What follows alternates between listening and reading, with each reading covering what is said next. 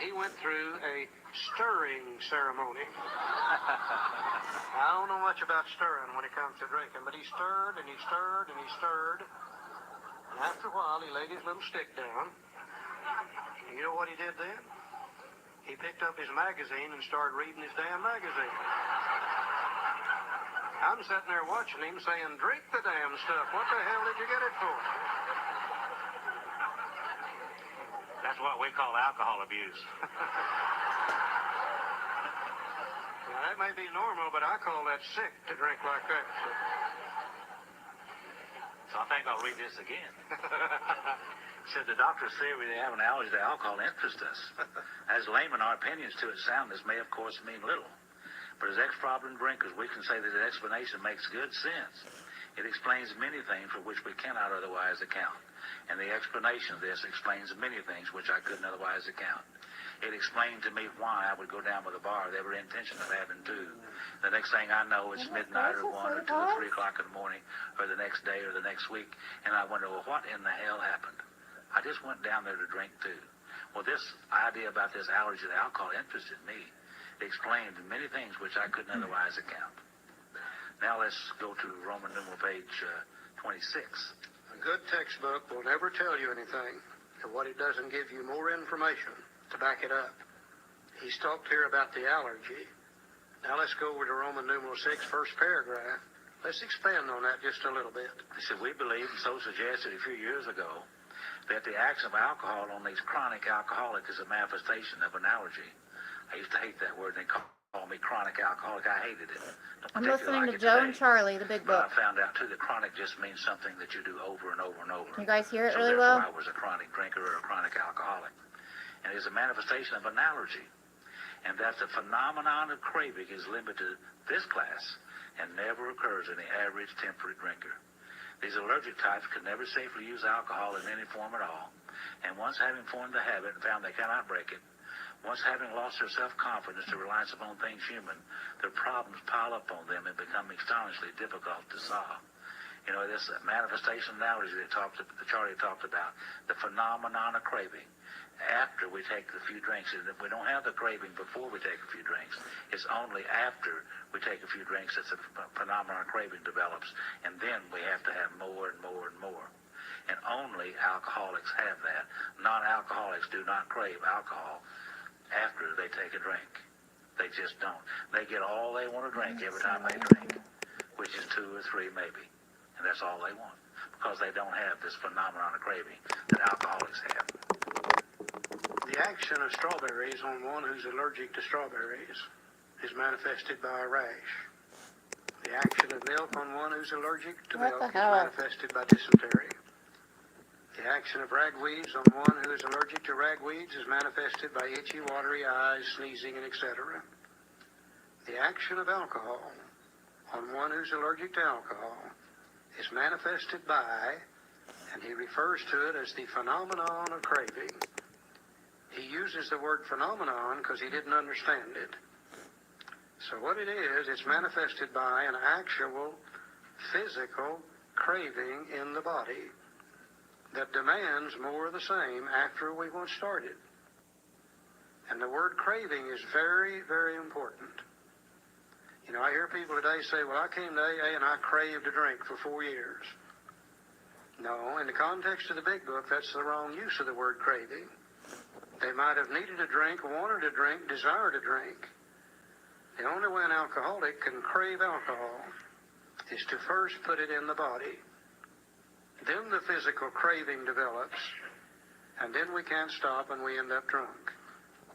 So in the recovery section of the book, when you see the word craving, it's always referring to the body, never to the mind. We'll use the word obsession for the mind. The word craving is for the body. Now, he goes on a little further over on Roman numeral 28, and he talks about 5 different kinds of drinkers. Then he drives this idea of the phenomenon of craving home being an allergy one more time. Let's look at these 5 drinkers. He said the classification of alcoholics is on Roman numeral page 28. The 5 different types of drinkers. Seems most difficult, and in much detail is outside the scope of this book. He said there are, of course, the psychopaths who are emotionally unstable. We're all familiar with this type.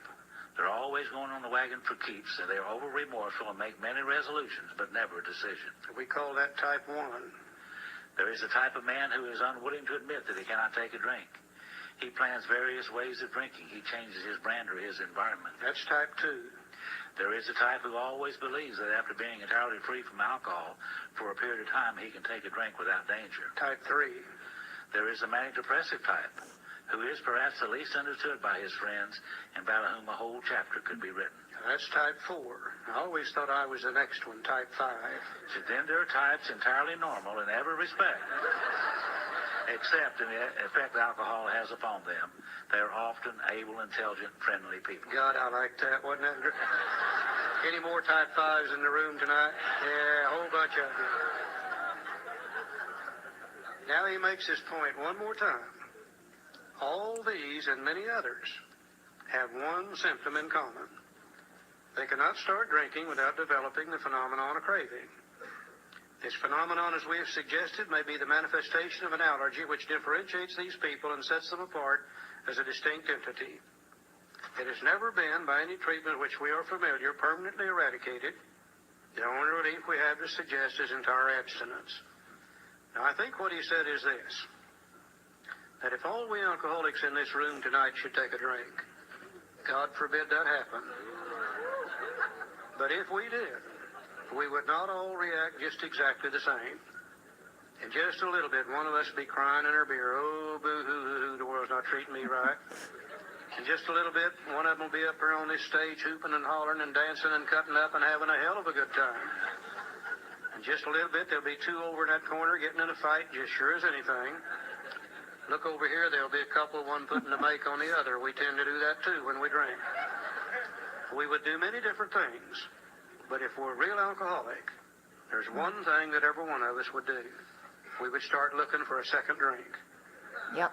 The phenomenon of craving has taken over now. The allergy has manifested itself, and now when we can't stop, we got to have a third drink, and a fourth, and a fifth, and a sixth, and an eighth, and a 10th, and on, till we're drunk, sick, and in all kinds of trouble. Now, it really doesn't make any difference whether we're born with it or whether we drink ourselves into it.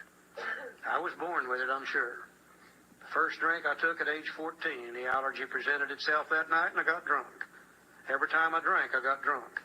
I drank 26 years. I don't ever remember taking one drink of anything that had alcohol in it. It always led to 2 to 3 to 6 to 8 to 10, etc. Some of you, I'm sure, drank with safety for several years. But somewhere you crossed the line. And the same thing began to happen to you after several years of drinking that happened to me from the very beginning. But what difference does it make? The fact is, that's the way we are tonight. I know that's the way we are tonight, too. Because if we were not that way tonight, we wouldn't be in this room tonight. If you and I could drink without getting drunk, where would we be? We'd be out there drinking without getting drunk. But you see, we can't do that. That's what we've got in common in the Fellowship of Alcoholics Anonymous, is we can't drink without getting drunk. Now, back in the 1930s, this was the doctor's opinion. In the 1930s, they knew very little about metabolism. Today, they know lots about metabolism. Today, they know that if you put anything in your system, such as a piece of bread or a piece of beefsteak, that the mind and body recognizes what that is. Certain organs of the body begin to produce some things called enzymes. They attack that food and begin to break it down and separate it into usable and non-usable items. What the body can use, such as the proteins, the amino acids, the vitamins, the body will retain. What it can't use, it will dissipate through the urinary and intestinal tract. They call that metabolism. I have an infection in my eye and it hurts really bad. They have proven that the doctor's opinion is no longer just an opinion. It's actual truth. Now, we're going to look at a little picture here for just a minute. It's making my nose all runny. I want to stress that this is not AA information. AA won't get involved into why we're allergic because that might bring controversy. But this information presented to us a few years ago by members of the medical profession is so interesting and has such depth and meaning for people like us, I think we would be remiss if we didn't look at it. So let's look at it for just a moment. In the center of that picture, there's 9 people there that drink safely. They are at ease with alcohol. They take a drink or two, the mind and body senses it, the enzyme production starts, and the enzymes attacks the alcohol, breaks it down into acetaldehyde, then to diacetic acid, then to acetone. In the final stages, it becomes a simple carbohydrate made up of water, sugar, and carbon dioxide. The water will be dissipated through the urinary intestinal tract. The sugar is calories, energy, empty calories, none of the amino acids, none of the vitamins, but a form of energy. The body will burn them, store the excess to be as fat to be used at a later date. The carbon dioxide will be dissipated to the lungs. In the normal social drinker, this takes place at the rate of approximately 1 ounce per hour. Now, I know it'll vary with different people, but the average is 1 ounce per hour. And if they don't drink more than 1 ounce per hour, they can't get drunk. Their body metabolizes it and burns it up and gets rid of it at that rate. Very seldom do you see a social drinker drinking more than 1 ounce per hour. If you're with one of them and they're drinking more than 1 ounce per hour, you better get out of the way, because they're going to puke on you after a while. Probably. They'll either go to sleep or they'll puke on you, one of the two, every time. The left-hand side is the one who does not drink safely, or is at dis-ease with alcohol. And if you want to use the word disease, that's all it means. Something that separates you from the norm. We alcoholics put it in our body, the same thing happens. The enzymes attack the alcohol, break it down to acetaldehyde, then to diacetic acid, then to acetone. It seems as though in our bodies, the enzymes necessary to complete the metabolism, breaking it down from acetone to the simple carbohydrate, are not there in the same qualities and or quantities as they are in the body of the non-alcoholic. Therefore, it stays in our body for a longer period of time as acetone. It is proven today that acetone ingested into the human system that remains there for an appreciable period of time will produce an actual physical craving for more of the same. The non-alcoholic's body, it goes through that stage so rapidly the craving never occurs. In our body, it stays there long enough, the craving develops, and that demands a second drink. Now just think, you got most of the acetone from the first, now you put that in from the second. The acetone level goes up. And if the acetone is what causes the craving, then the craving becomes harder with the second drink. Now you put in the third. You got most of the first, nearly all the second, now you put in the acetone from the third, and the craving goes up. And that demands a fourth. You got most of the first, nearly all the second, that from the third. Now you put in the acetone from the fourth, and as the acetone level increases, the craving becomes harder. At midnight, we're laying out in the parking lot. They've run over us and broken our leg. And they come running up to us and say, "Can we help you?" And we say, "My God, yes, give me another drink." You see, we're craving it harder at midnight after 30 drinks than we were at 6 in the evening after 2 drinks. That explains to me why I never got enough. Hell, I drank 26 years. I never did get all the alcohol I wanted. I got a hell of a lot more than I needed, more than I could stand, but I never got all I wanted. Because the more you drink, the higher the craving, the more you want, the more you want. It's just endless. Sorry about all Now, my if this sniffing, never got guys. any worse, we could probably learn to live with this situation. But we know not only do we have an illness, we have a progressive illness that always gets worse and never better. Today, we know that as we drink, the more we drink, the longer we drink, the more tissue we destroy. Alcohol is a destroyer of human tissue. And the more tissue we destroy, it seems as though that it acts upon 2 organs of the body first, which are the liver and the pancreas. Now, today we know that the organs of the body that produce the enzymes necessary to metabolize alcohol are the liver and the pancreas. And as we drink and as we damage them, the enzyme production becomes less and less. The craving becomes harder and harder, with the resultant drinking becoming worse and worse. We know also that the body begins to shut down on the production of everything as we get older. Now, I wish that were not true, but believe me, it is. I'm experiencing lots of that. If I should take a drink today after 20-some-odd years of sobriety, I wouldn't start where I left off 20-some-odd years ago. The craving would be harder, the drinking would be harder, and the resultant trouble would be harder due to the aging factor. So not only do we have a physical illness, we have a progressive physical illness due to two factors, damage to the body and also due to the aging factor. Now that I see that, I can accept the fact that I can no longer successfully drink alcohol. Until I could see this, I knew there had to be a way I could drink without getting drunk. And it damn near killed me trying to find it. But now that I can see this, I can accept the fact that I can no longer safely drink alcohol.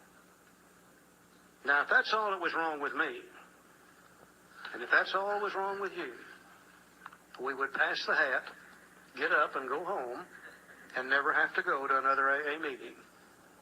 But you see, that's just half of my problem. The other half is right up here in my head. If I never took the first drink, this allergy couldn't hurt me. I have a friend who is allergic to all things fish. Every time he eats fish, his throat swells up. He almost chokes to death. But that's not his problem. The fact that he's allergic to fish is beside the point, because if he don't eat fish, that can't happen to him. But he got something up here in his head that isn't right when it comes to fish. The switch doesn't close, or a light bulb doesn't come on, or something. He's 3 French fries short of a Happy Meal. Yeah. From time to time, his mind tells him that it's okay to eat fish. And he'll eat the fish. His throat swells up. He ends up in a hospital every time. And I'll bet it always starts like this. Well, I haven't had any fish in 90 days. Surely I can have one piece of fish. Or it says it's that orange roughy I've been eating. If I'd eat nothing but halibut, it'd be okay. Well, it might even say it's them damn people I've been eating fish with. If I just change my crowd, whatever the reason, his mind gives him permission to do so. Now, I'm the same way when it comes to alcohol. Left on my own resources, from time to time, my mind tells me it's okay to drink alcohol. Then I take the drink and then the allergy takes over. So the real problem centers in my mind rather than my body. Let's look at the mind for just a few minutes, and then we'll be through for the night. Charlie said the doctor said he has never been by any treatment which we are familiar, permanently eradicated. The only relief we have to suggest is the entire abstinence. In other words, if we have an allergy to alcohol and we crave more when we drink, he suggests we don't drink. And that's the end of that. So now we're going to talk about the most dangerous part of the illness. And the most dangerous part of the illness of alcoholism is when we're not drinking. You know why it's the most dangerous part of the illness? Because we're thinking about drinking. So let's move back now to the Roman numeral page 26, and we're going to start talking about the mind, twofold illness. We talked about the physical allergy in great detail. Now we're going to talk about the obsession of the mind. It's in bottom page, Roman numeral page 26. It says men and women drink essentially because they lack the effect produced by alcohol. Now, many alcoholics are highly offended when you say that. They say, no, that's not the reason I drink. They say the reason I drink is because I love the taste of alcohol. I wouldn't argue with them whether they do or not. I love the taste of cold beer. I always have all my life, as far back as I can remember. I also love the taste of cold mountain spring water. I never did sit down and drink a case of cold mountain spring water.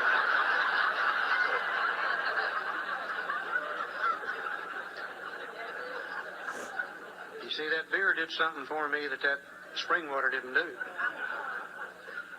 All my life as a kid growing up, I was on the outside of the crowd looking in. Always wanted to be a part of and knew I could not be. Always knew that whatever I said, whatever I did, it would be the wrong thing. People would laugh and I would be embarrassed. You ladies, I couldn't even get around you. If I got around you, I would just absolutely, completely tongue-tied you. Scared me to death. One night somebody gave me a drink of moonshine whiskey. And all... Sorry, guys. I don't know what just happened.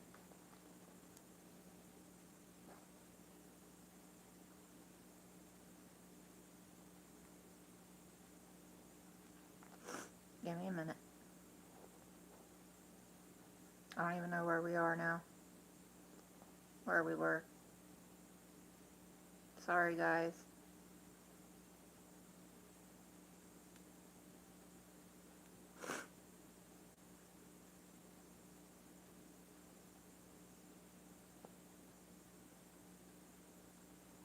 As a kid growing up, I had that emotional problem.